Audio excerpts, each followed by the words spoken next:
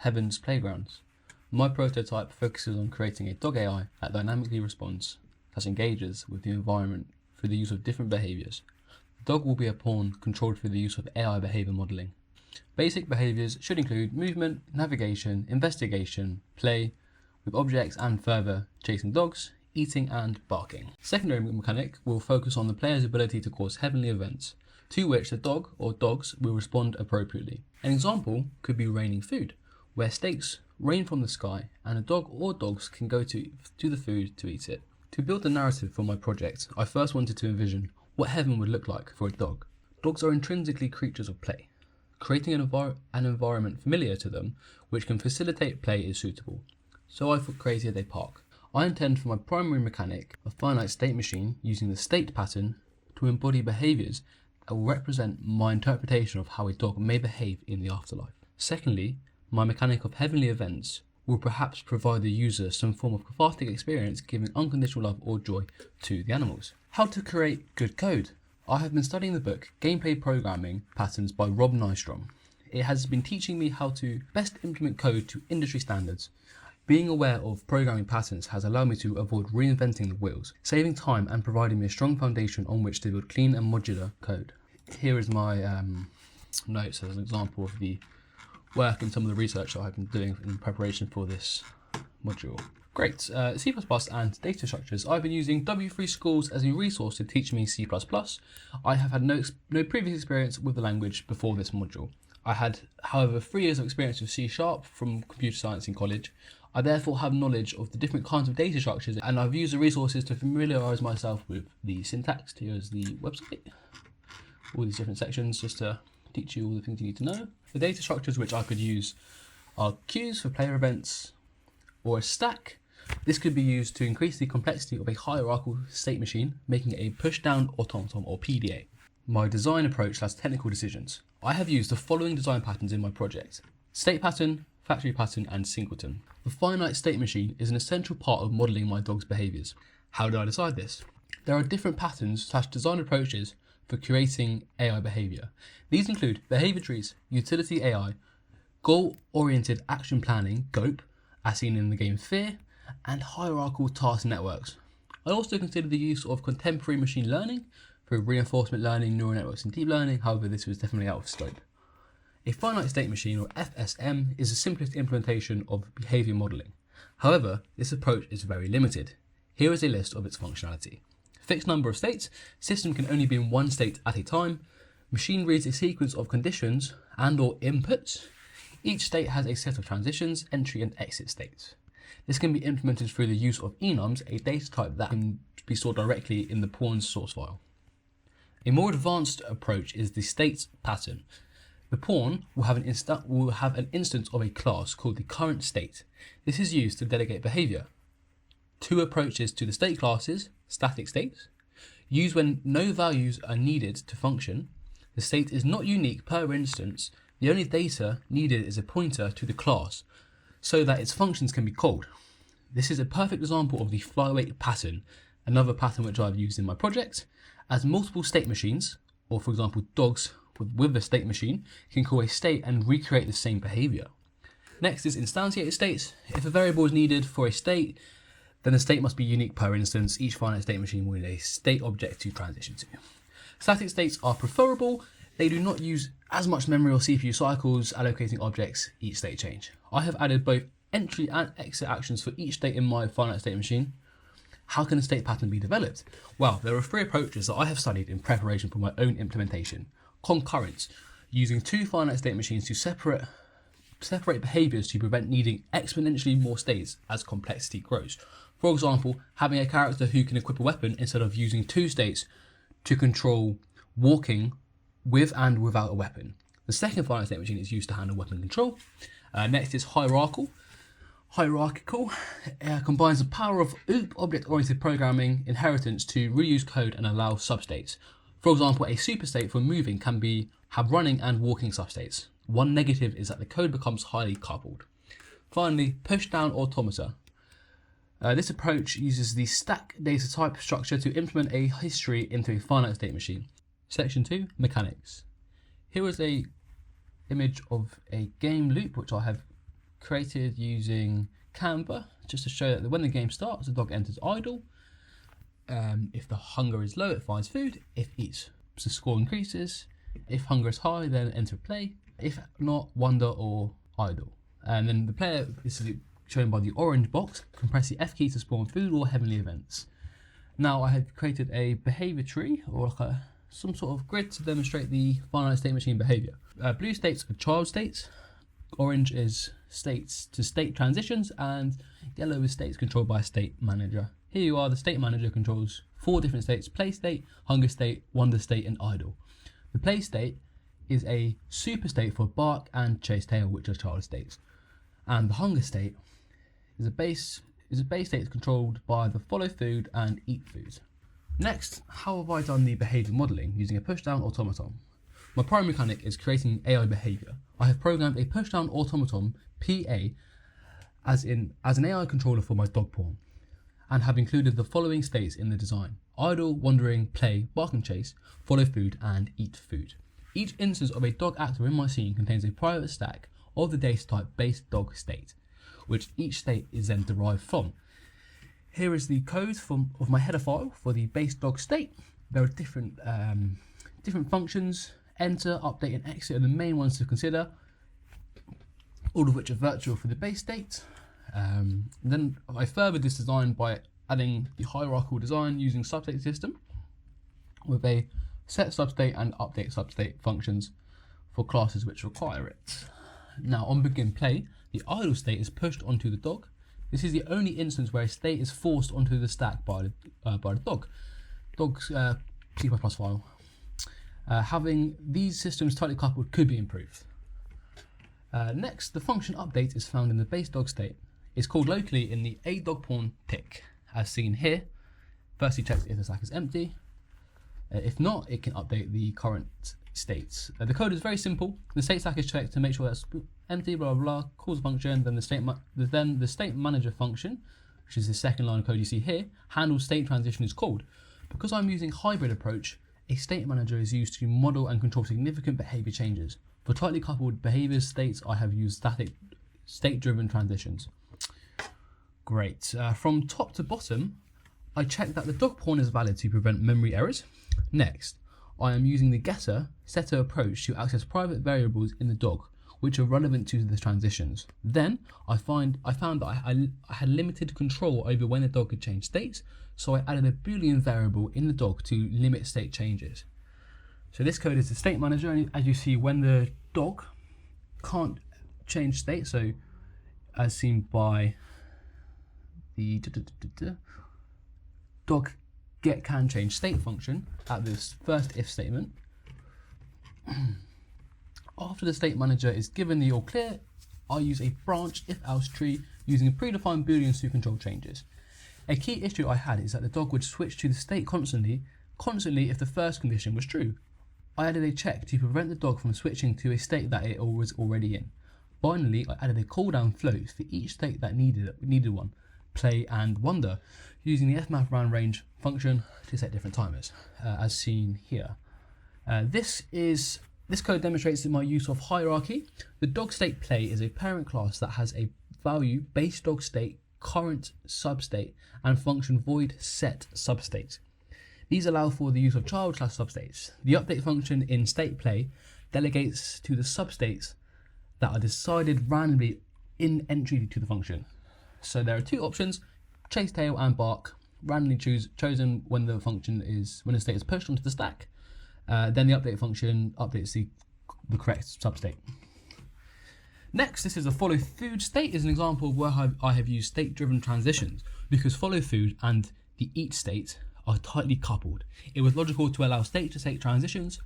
In the update, when the dog has reached the destination of the food actor, the dog state eating is pushed onto the stack, as seen here. Next, it is important to note that I have popped 2 states from the stack when the dog finishes eating, as using a state hierarchy approach with a state means that both the parent and child need to be removed. Pop pop. Next is the factory pattern. I created an actor component to handle spawning food. This factory approach allows for modularity and decouples the code that spawns food items from the player controller, allowing for modularity and easy reuse. When the player controller is instantiated, I created an instance of the food spawning component using the create default object. Next, I created a custom input event in the project setting called food button and bound it to the F key. This links the function food in the player controller to the input event. Next, you can see my implementation of the factory pattern below. I firstly check if the food spawning component is valid and then call the function. Game Manager is using a singleton. Here is the header file for the Game Manager. I'm using the static uGameManager pointer to store a global instance. This is the source code. I use the getGlobalInstance function to return the Game Manager, but when it is first called, the pointer is null pointer. I created a new Game Manager object and used the add to root function to prevent garbage collection. Next section is programming approach. My primary mechanic, state pattern. The primary system for my project is this state machine used to control the behaviour of the dog pawn. Due to the limited nature of the traditional finite state machine, I have made mine hierarchical in addition to being stored in a stack, creating a pushdown automaton. I'm using push and pop operations on the dog's state stack to create this advanced feature. The stack is an important data type which hugely benefits its finite state machine. I have read about the solid principles in game development patterns with Unreal Engine 5. I have adhered to these professional principles shown by my use of appropriate naming conventions which clearly state the different responsibilities for each part of my code. I have used consistent naming conventions when creating my different states, being dog state, brackets functionality. I have also added some comments to describe the function of more advanced features. My code base supports modularity and scalability. For example, adding a new state is as easy as deriving from the base state and creating the required virtual functions. I have designed the dog's finite state machine to natively support all child classes of the base dog state. The only changes you have to make is to the state manager. State manager, or state management, I should say, I have used a hybrid approach for the state management system. This has proven to be highly effective. I use state-driven transitions for behaviours that are tightly coupled, for example, follow food and eat food. And for transitions which depend on external factors or variables such as hunger, I use the state manager class. Secondary mechanic, factory pattern. My secondary system is a mechanic called heavenly events, where the user can initiate events to indirectly interact with the dog AI. The player can issue a command which targets a spawn system, allowing food to rain down from the sky. The dog will then, when its hunger is low, interact with the food actor by eating it. I created a food spawning component to use as a factory, as you can see here. Game Manager Singleton. I have used the singleton pattern for a very appropriate application. Having the Game Manager a globally accessible object allows all parts of the codebase to access it. In addition, I could further this implementation by using Unreal's native Game Manager to pass data between different levels. This allows my project to support new levels easily. Okay, future developments. The most obvious thing for future development is expanding the potential behaviours that the dogs can do.